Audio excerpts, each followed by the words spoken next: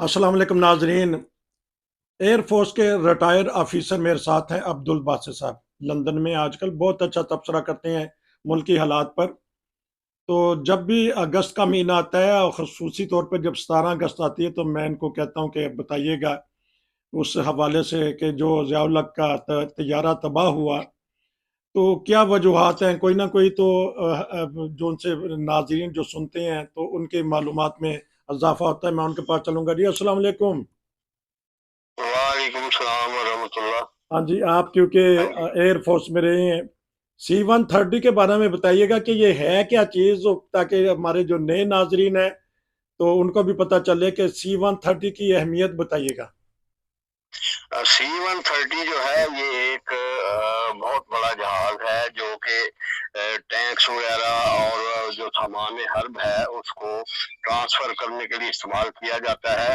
और वक्त जरूरत इस पे सीटें लगा के 100-150 आदमी या कमांडोज वगैरह है उनको भी ट्रांसफर किया जा सकता है।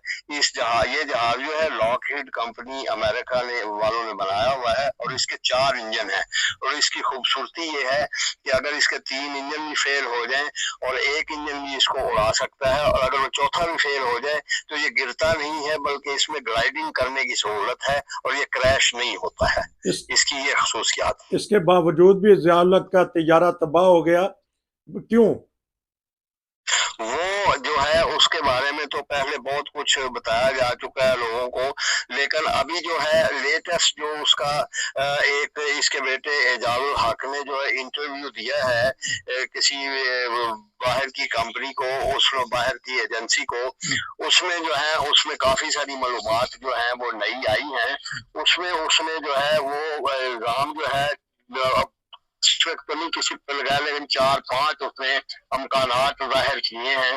उसने कहा है कि एक तो सबसे पहली बात तो ये है कि जनरल ज़ियाउल हक जो है वो बतौर प्रेसिडेंट या चीफ ऑफ स्टाफ जो उसका जाने का कोई उधर इरादा नहीं था, ना ही कोई उसको जाना चाहिए था, बल्कि जो ट्रेनिंग के है या दूसरे चीफ ऑफ स्टाफ जो था आर्मी स्टाफ उसको जाना चाहिए था, लेकिन इसके पीछे पड़े रहे।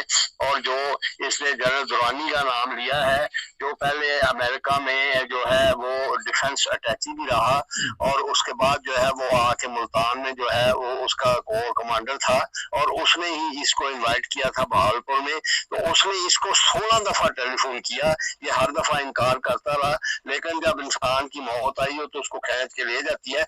आखिरकार जो है ये उसके ऊपर चला गया, और साथ इसने अमेरिकन सफीर जो था उस वक्त लॉफेल वो उसको भी साथ लिया, और दूसरे भी जो जनरल थे अपने, और एक जो इन लोगों को वहां लेके गए।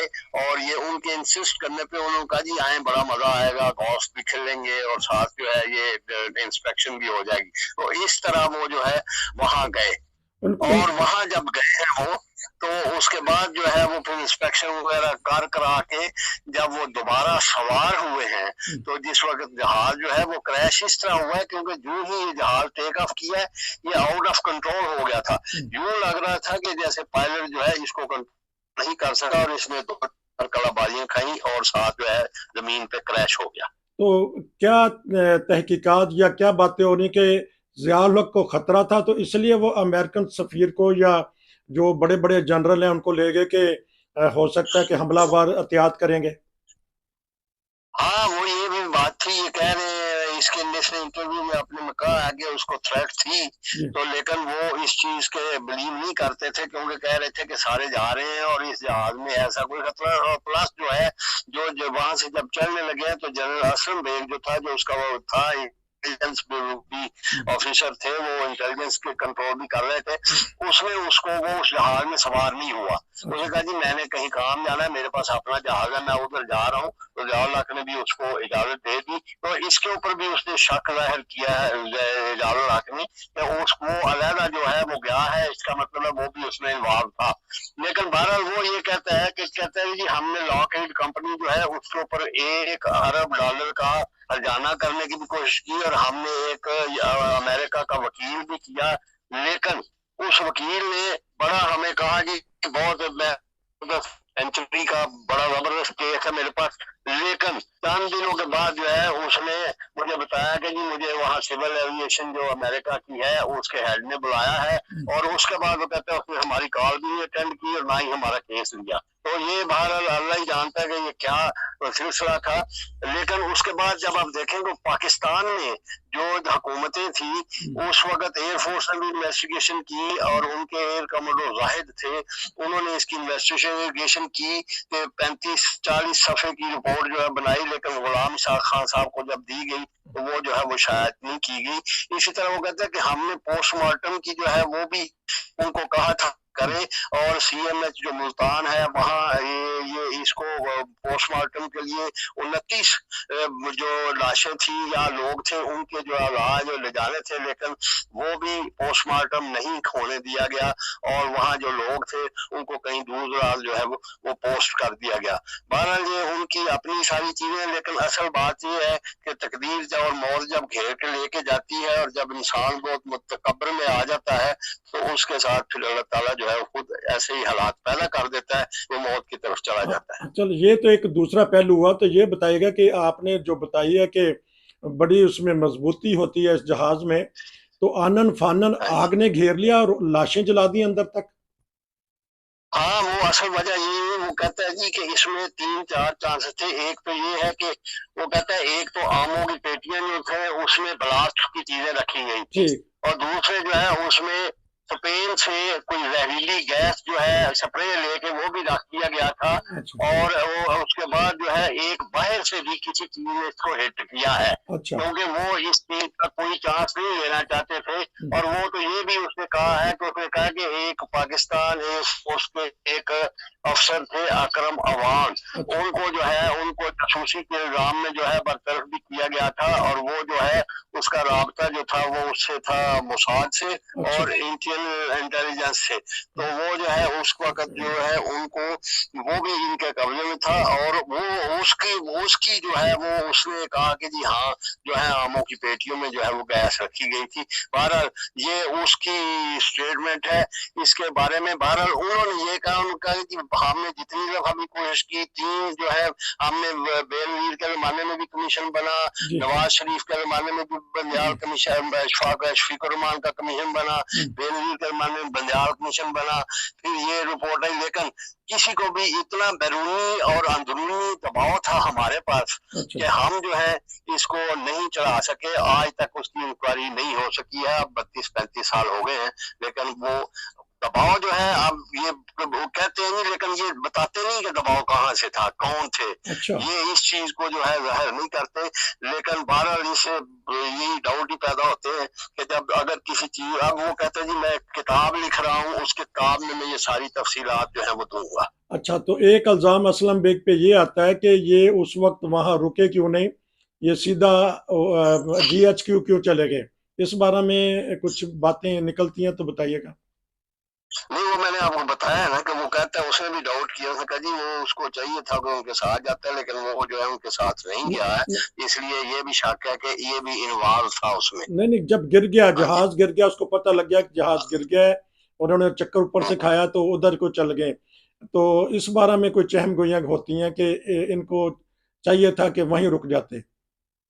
नहीं, वहां रुकने का सवाल इसलिए नहीं होता था कि वहां जाके हर एक को अलर्ट करना, तमाम एजेंसियों को। यहाँ बैठ के तो अलर्ट नहीं हो सकते थे, उसने हेडक्वार्टर में जाके सारी एजेंसियों को अलर्ट किया, प्रेसिडेंट वगैरह सारी हुकूमत को अलर्ट किया, उनको बताया। तो वो जो है हर उनका वहां जाना ही बनता था। वहां जो अगर वो रुकता, फर्ज करो अगर वो जो है वहां रुकता, हो सकता है उसको भी कोई जो है ठिकाने लगा देता कि ये आई विटनेस हो गया ये। अच्छा, अब ये भी एक बताइएगा कि आपने बहुत अच्छी बात बताई कि अब सीखा क्या पाकिस्तानी हुकूमत ने या एयरफोर्स ने या हमारी इंटेलिजेंस या हमारी फौज ने क्या सीखा है इस हादसे से, क्या सबक हासिल किया है? नहीं, हादसे से तो सबक देखेंगे, यहाँ जो तीसरे दर्जे के मुल्क होते हैं जो डेवलप कंट्री होते हैं, वहाँ हादसों से सबक जो है वो नहीं सीखे जाते, बल्कि ये हादसे जो हैं ऑलमोस्ट जो है ये इनकी रिपोर्ट्स जो है ये मंजर आम पर नहीं आती। एयरफोर्स ने अपनी रिपोर्ट बनाई, उन्होंने कहा जी ये टेक्निकल फॉल्ट था, और इस टेक्निकल फॉल्ट की बेस पे जो है इन्होंने लॉकहीड को परसू करने की कोशिश की, उस पर सू करने की कोशिश की और $1 बिलियन का हर्जाने का उनको कहा। तो वो जो है वो इस लिहाज से वो जो उनका यहाँ से सफीर जो मरा था, उनके कानून के मुताबिक विद इन 74 आवर्स जो है वो 72 आवर्स उसका आके यहाँ FBI को तहकीक करनी चाहिए थी, लेकिन वो 10 महीने के बाद आए। तो इससे पता चलता था कि इसमें कोई ऐसी कोई खास चीज थी।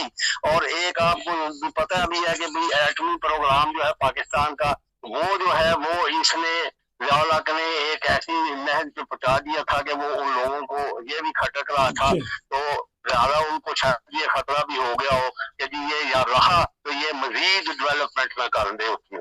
अच्छा, हम अपनी जान छुड़ाने के लिए ये कह सकते हैं कि ये बैरूनी साजिश थी। अक्सर कह देते हैं कि फलां मुल्क ने किया है, फलां मुल्क ने किया।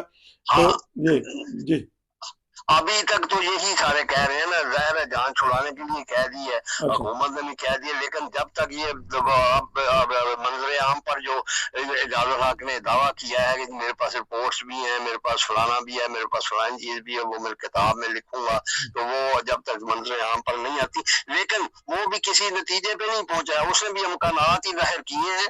तो जो लेकिन उसकी ये बात कि जी बड़ा प्रेशर बाहर से भी और अंदर से भी था, क्योंकि ये तो ज्यादातर असल में ज़िया-उल-हक के साथ रहा भी नहीं ना। इसकी लास्ट मुलाकात जो है जो 17 अगस्त को वो हुआ है, जब क्रैश हुआ है, तो ये अपने बाप को 29 मई को मिला था। ये तो दुबई और लंदन वगैरह में काम करता रहा है, इसलिए, लेकिन ये क्योंकि वजीर रहा है इसलिए इसको मालूमात जो है वो काफी होंगी इसके पास, जो कि ये हो सकता है ना जाहिर करता हो या जाहिर ना कर सकता हो।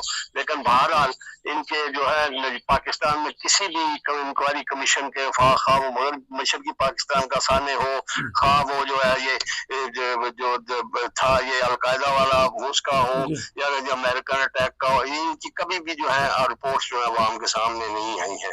इसलिए आप यही समझ सकते हैं कि हम जो है बहुत ही मजबूर कौम है। हम मजबूर कौम है, सानियात पे सानियात हो रहे हैं, इस वक्त भी हो रहे हैं। और अब्दुल बासित साहब ने बताया कि पहले भी होते हैं, तो लेकिन हम सानिया से कोई सबक नहीं सीखते, क्योंकि ये भी मुल्की तरीका एक बहुत बड़ा सानिया हुआ है कि जिसमें इतने सारे जनरल जो हैं वो मारे गए, ज़िया-उल-हक में इसमें हलाक हुए, और कहने वाले कहते हैं कि उनका सिर्फ जबड़ा बचा, तो पोस्टमास्टम किसका करते हैं। बहरहाल सबक सीखना चाहिए। इससे तो सबक सीखा कि अब आइंदा उसके बाद इतने एक जहाज में इतने लोग कभी नहीं गए। ये देखें, क्योंकि ये एयरफोर्स के ऑफिसर ही बता सकते हैं कि देखें इन्होंने अंदर के बात बताई कि इसके बाद ऐसा रिस्क लिया ही नहीं कि इतने सारे जनरल जो हैं एक ही जहाज में बैठे।